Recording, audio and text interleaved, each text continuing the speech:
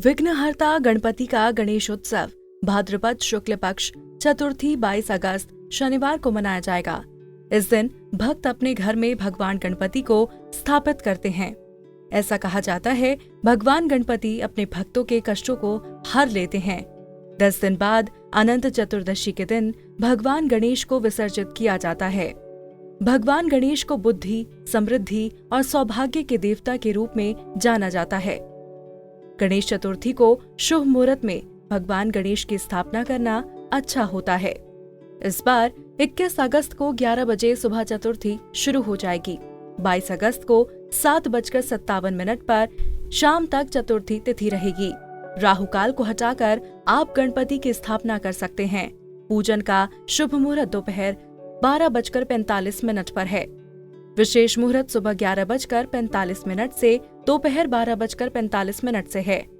रिद्धि सिद्धि के दाता भगवान गणेश जी सभी देवताओं में प्रथम पूजनीय हैं। भगवान शिव और माता पार्वती के पुत्र श्री गणेश जी की पूजा में कुछ चीजों का विशेष ध्यान रखने से वो शीघ्र ही प्रसन्न होकर आपकी मनोकामनाओं की पूर्ति करते हैं। जीवन से जुड़ी सभी बाधाओं को दूर करके सुख समृद्धि का आशीर्वाद देते हैं।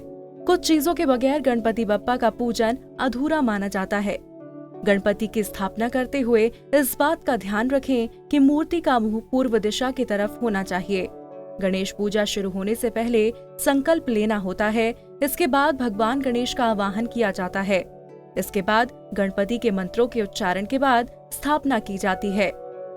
आइए जानते हैं गणेश चतुर्थी के दिन आखिर हमें गणपति की पसंद की कौन सी चीजें जरूर चढ़ानी चाहिए ताकि बप्पा शीघ्र ही प्रसन्न होकर हम पर अपनी कृपा बरसाएं।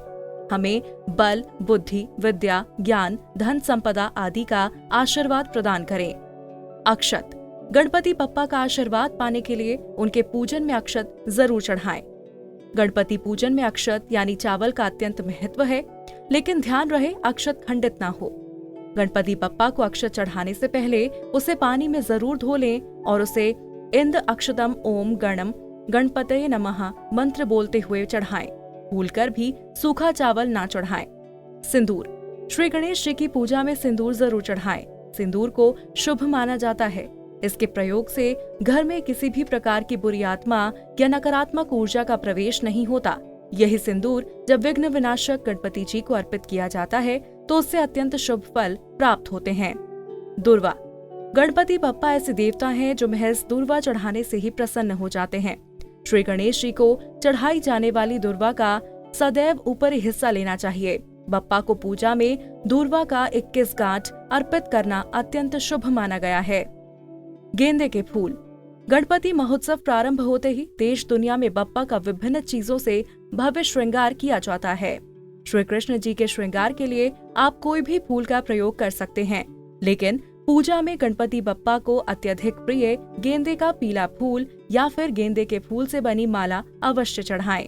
मोदक, गणपति बप्पा की पूजा में प्रसाद में तमाम तरह के मिष्ठान और चीजें चढ़ाई जाती हैं, लेकिन श्री गणेश जी की पूजा बगैर मोदक के अधूरी मानी जाती है। मोदक का प्रसाद चढ़ाने पर गणपति बप्पा अपने साधक पर प्रसन्न होकर उसके जीवन में मिठास ही मिठास भर देते हैं। इस कोरोना काल में नहीं बल्कि हमेशा गणपति बप्पा को मोदक स्वयं बनाकर चढ़ाएं। मोदक उपलब्ध नहीं होने पर आप गणपति बप्पा को बूंदी के लड्डुओं का भोग चढ़ा सकते हैं। केला, कोई भी पूजा फल के बगैर अधूरी मानी जाती है। यदि आप गणपति बप्पा से शीघ्र ही फल प्राप्ति की आशा रखते हैं तो उनकी पूजा में केला अवश्य चढ़ाएं। गणपति बप्पा को फलों में केला अत्यधिक पसंद है। इसे चढ़ाने पर वो शीघ्र ही प्रसन्न होकर कृपा बरसाएंगे। शंख, सनातन परंपरा में होने वाली हर पूजा में शंख का प्रयोग जरूर किया जाता है। गणपति बप्पा की पूजा भी बगैर शंख के अधूरी मानी जाती है। गणपति बप्पा को शंख अत्यंत प्रिय है। यही कारण है कि उन्होंने अपने एक हाथ में शंख को धारण किया हुआ है। ऐसे में भगवान गणेश की पूजा में पूरी श्रद्धा भाव से शंख जरूर बजाएं। हमें सब्सक्राइब करना ना भूलें और नोटिफिकेशंस के लिए बेल आइकन जरूर दबाएं।